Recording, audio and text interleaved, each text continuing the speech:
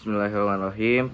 Assalamualaikum warahmatullahi wabarakatuh. Perkenalkan, nama saya Farhan Fadlan dari MB 4710 dengan NIM 1040123004447. Sini saya akan mempresentasikan PPT dari tugas saya, dari tugas agama, yaitu syariah ibadah.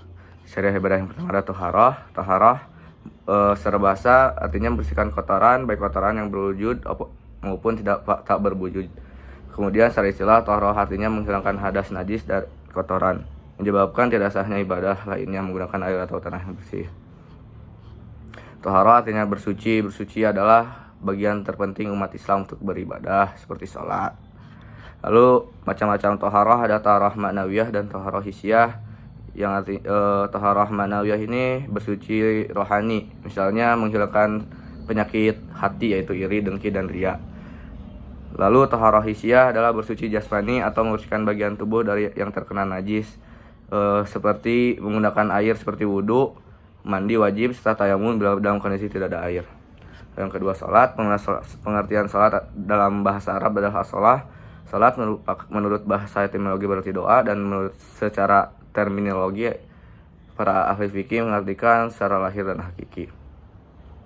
Secara lahiriah, sholat berarti beberapa ucapan dan perbuatan yang dimulai dengan takbir dan diakhiri dengan salam, yang dengannya kita beribadah kepada Allah menurut syarat-syarat yang telah ditentukan. Kedudukan sholat mempunyai arti penting dan kedudukan yang sangat istimewa, karena sholat itu adalah tiang agama menurut Rasulullah SAW. Lalu yang kedua, ada manfaat mempelajari sholat fardu. Menguatkan jiwa dalam hidup ini, tak dapat sedikit pun manusia yang didominasi oleh hawa nafsunya. Lalu manusia itu mengikuti apapun yang menjadi keinginan, meskipun keinginannya itu merupakan suatu yang mungkar dan mengganggu serta merugikan orang lain.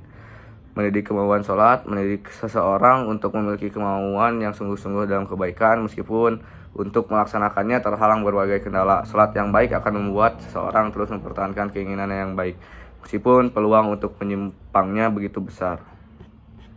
Lalu ada puasa. Pengertian puasa dalam bahasa Arab yaitu saum. Saum merupakan ibadah yang bersifat wajib untuk dilaksanakan ketika bulan Ramadan telah tiba. Ibadah ini juga dilaksanakan selama 1 bulan penuh, lalu akan ditutup dengan perayaan Hari Raya Idul Fitri. Pelaksanaan puasa yang sesuai dengan syariat Islam adalah dengan menahan diri dari makan minum serta semua perbuatan yang dapat membatalkan puasa, dari terbitnya matahari hingga matahari terbenam. Lalu jenis puasa dalam agama Islam ada puasa wajib. Puasa wajib ini, jika umat muslim berhasil melaksanakan puasa jenis ini, maka ia mendapatkan pahala. Sebaliknya, apabila seorang muslim tidak melaksanakannya, dia akan mendapatkan dosa atau ganjarannya. Lalu ada puasa dengan hukum sunnah. Puasa hukum sunnah ini, jika dia mengerjakannya, dia akan mendapatkan pahala. Jika tidak, dia tidak akan mendapatkan dosa dan pahala. Lalu keutamaan dan hikmah berpuasa. Syariat Islam seperti umat muslim yang melaksanakan puasa akan melewati sebuah pintu surga yang bernama Royan. Pintu surga tersebut adalah pintu yang dikhususkan untuk muslim yang berpuasa. Selain itu, Allah akan memberikan kelebihan kepada muslim yang berpuasa dengan menjauhkan dari api neraka sejauh 70 tahun perjalanan pada masa akhiratnya. Lalu yang terakhir ada haji dan umroh. Pengertian haji, menurut haji adalah rukun Islam kelima, kewajiban ibadah yang harus dilakukan oleh orang Islam yang mampu. Dengan berziarah ke Ka'bah pada bulan Zulhijjah dan mengerjakan amalan haji seperti ihram, tawaf, sa'i, dan wukuf di Arafah. Sedangkan umroh, kunjungan ziarah ke tempat suci sebagai bagian dari upacara naik haji, dilakukan setiba di Mekah dengan cara berihram, tawaf, sa'i, dan bercukur tanpa wukuf di padang Arafah yang pelaksanaannya dapat bersamaan dengan waktu haji atau di luar waktu haji. Fungsi tujuan ibadah haji. Haji adalah ibadah fisik, ibadah rohani, dan ibadah dana. Bertujuan untuk memusatkan segala yang dimiliki hanya tertuju kepada Allah dan dilaksanakan bukan di tempat yang sepi, melainkan di tempat yang berkumpulnya orang banyak. Boleh jadi orang yang menjalankan ibadah haji ini ditemani oleh istrinya, namun ia tidak boleh berbicara dengannya karena dia bisa merangsang nafsu birahinya. Boleh jadi dia ditemani oleh musuhnya, namun ia tidak boleh diperbolehkan bertengkar dengan dia.